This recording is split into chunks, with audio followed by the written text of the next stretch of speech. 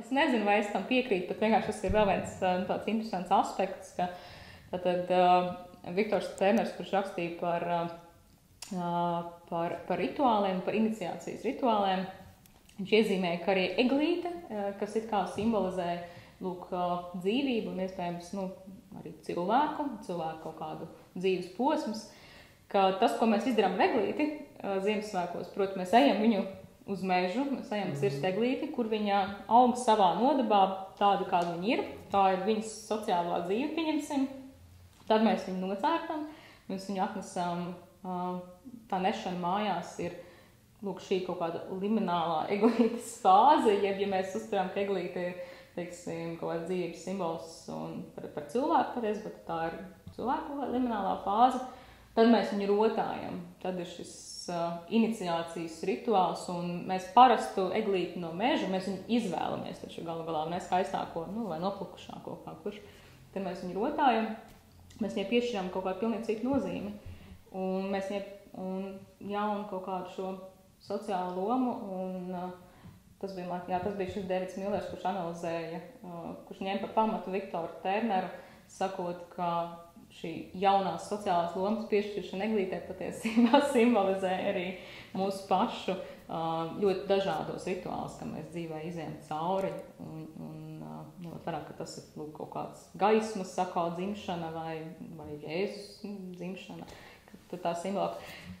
Tas tepat varētu būt baigais matiem pievilkts arī. Nē, tas, pēc Van Gennepa, tas ir klasisks pārejas rituāls. Ja? Jo tie pārejas rituāli jau var būt dažādi. Un rituāli, kuri iezīmē pāreju no kaut kā uz kaut ko. Tas ir tāpat kā visi gadskārtu riti, tie ir pārejas rituāli, kur iezīmē viena sezonas beigas, nākamās sezonas sākumu. Un tur arī, protams, ir kā teicu, viss tās fāzes, kurā mēs tikai gatavojamies, mēs rotājam to eglīti, un tad ir tas Ziemassvētku vakars, kurš īstenībā ir brīnumpilns, tā kā visi, tāpat kā Jāņi ir brīnumpilni, tāpat arī Ziemassvētki ir brīnumpilni tajā, kad mēs apsēžamies, un īstenībā tajā mirklī mēs visi pārtopam par kaut ko citu.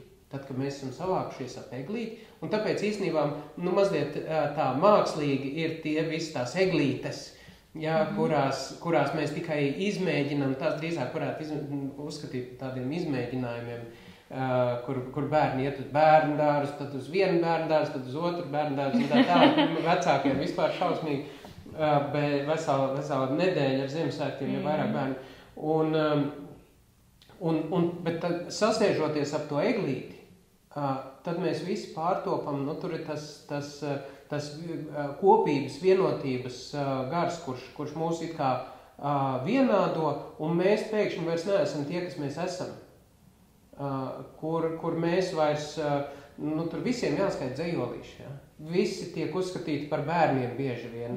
Tad atnāk Ziemassvētku vecītis, un visi tie viņam ir bērni, neskatoties uz to, vai pieaudzis vai bērns. Ziemassvētku vecītis, kas nāk manā ģimenē, vienmēr konsekventi sauc visus par puisīšiem un meitenītēm, kaut arī viņš jau ir ar spieķīti ieradies tur. Un izliekas, ka tas ir mazs bērns, un liek viņam darīt visu to pašu. Tātad tur tajā mirklī mēs tiekam vienādot, un protams, dzimstam pārējiem tajā jaunajā jau pēc Ziemassvētku fāzē, kurā mēs atgriežamies savās vecajās lomās. Bet šis ir interesanti, jo tas ļoti sasaucas kopā ar pirms kristietības arī Ziemassvētkiem senajā Romā. Man šķiet, viņiem šis laiks, viņi arī svinēja Ziemassvētku, tikai, protams, bez Jēzus dzimšanas, un tas bija laiks, kad visi tika novienādoti, kad kungs tapa par kalpu, kad kalps tapa par kungu, visi kaili, un mainījās vietā ar lomām. Un to izvērs bieži vien arī tieši caur karnevāliem un caur maskām, ka mēs visi esam uz to brīdi, tātad karalis ir kailis arī, mēs visi esam pilnīgi vienādi.